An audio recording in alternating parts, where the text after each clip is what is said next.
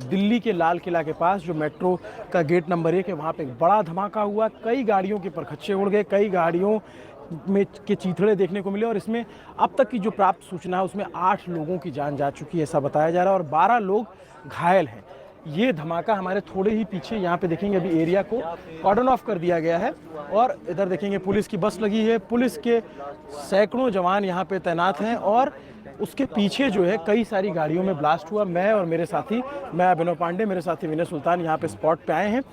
जब हम रास्ते में आ रहे थे तो हमें ये दिख रहा था कि कैसे तमाम जगहों पे मुझे दिखा कि एक शीशा टूटा हुआ है, शीशा एकदम गाड़ी का जैसे चकनाचूर हुआ है, ब्लड के निशान दिख रहे हैं कि बहुत ज़्यादा ब्लड पड़ा हुआ है। उसको हम नहीं दिखा सकते यूट्यूब की गाइडलाइन की वजह से, लेकिन ये धमाका बहुत बड़ा है।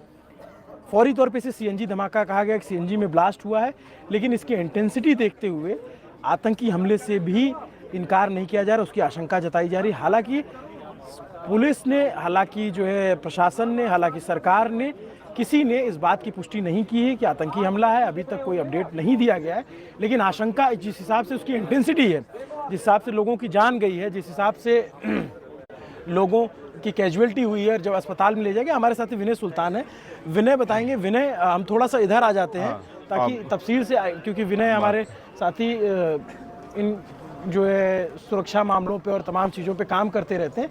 ये वो जगह है जहाँ पे ब्लास्ट हुआ। विनय, क्या आपके पास सूचना आ रही है?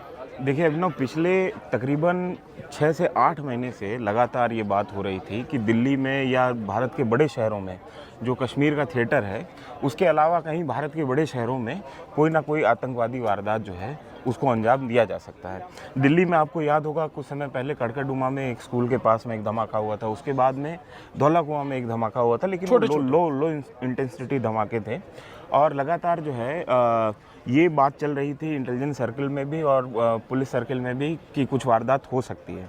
और ये आप अगर जाएंगे तो ये जो कल जो फरीदाबाद से विस्फोटक पकड़े गए हैं, उससे पहले आप ये समझिए कि पूरे कश्मीर में लगातार जो है सिक्योरिटी फोर्सेस। क्या फरीदाबाद में क्या विस्फोटक पकड़े गए? कल फरीदाबाद में एक कश्मीरी डॉक्टर हैं, उनके यहाँ से जो है विस्फोटक पकड़े गए हैं और विस्फोटक क्या विस्फोटक हैं उसके बारे में लोग आरडीएक्स कह रहे हैं, लेकिन अभी तक कुछ क्लियर नहीं है। जो ये खबर आई थी कि 300 किलो विस्फोटक मिलने का जो आरोप लगा है, 350 किलो। हाँ, तो विस्फोटक मिलने का आरोप जो है वो पुलिस ने दावा किया था। साथ ही साथ ये भी बोला था कि ये इसके नेक्सस एक उनके ही साथी जो हैं वो साउथ कश्मीर में भी पकड़े गए थे।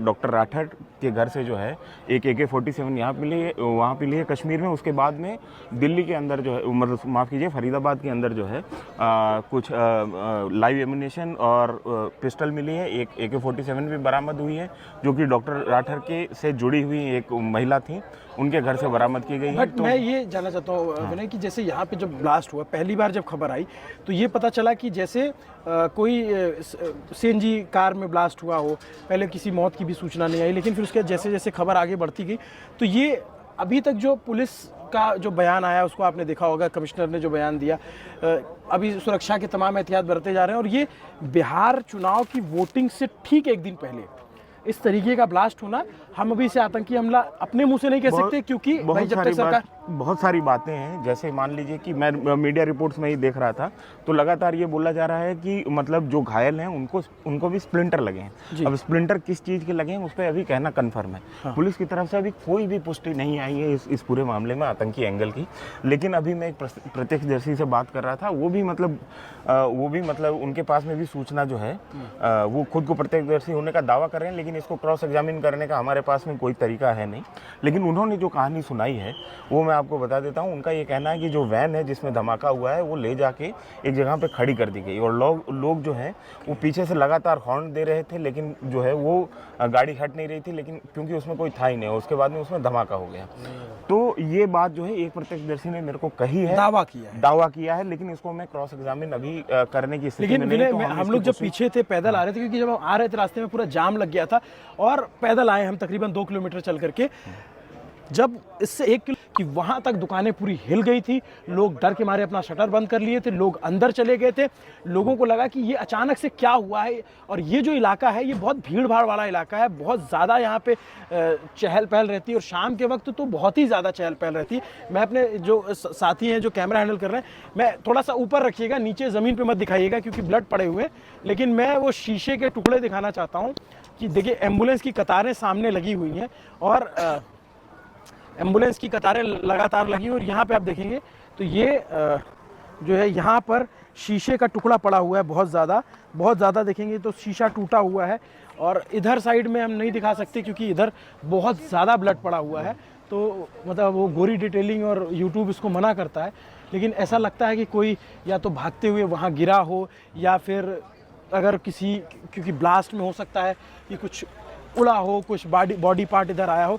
लेकिन 8 लोगों की जान जाना ये अपने आप में बहुत ही सवालिया निशान लगाता है। अगर ये आतंकी हमला है, अगर ये आतंकी हमला है, मैं कोई एक्सपर्ट नहीं हूँ अभिनव इस मामले में, हाँ, और अभी किसी इस बारे में कुछ भी कमेंट करना बहुत जल्दबाजी है।